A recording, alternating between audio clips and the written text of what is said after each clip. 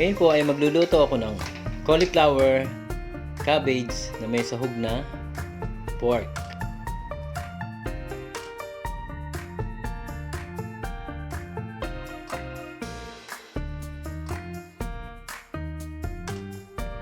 Ibabad ang pork belly sa toyo, oyster sauce, at paminta.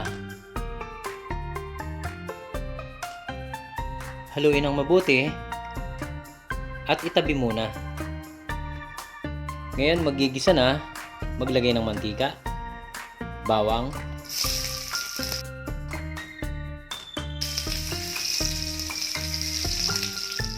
at sibuyas.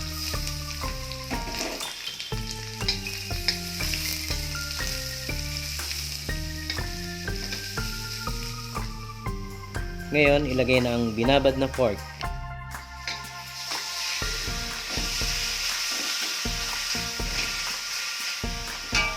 Isangkot siya ng mabuti at maglagay ng tubig kung kailangan. Takpan muna para mas mabilis lumambot ang karne. Timplahan ng soy sauce at oyster sauce.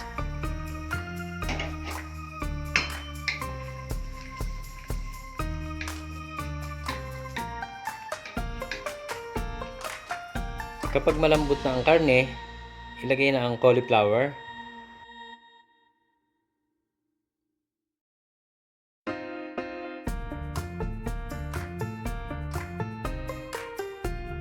At repolyo.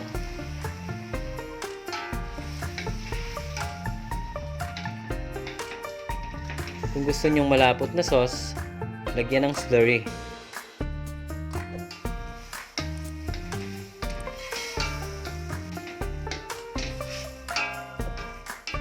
At ang panghuli, lagyan ng sesame oil.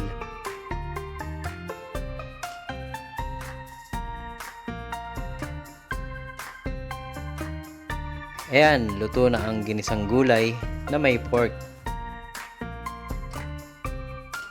Kung hindi ka pa nakasubscribe sa aming channel, please subscribe. Maraming salamat!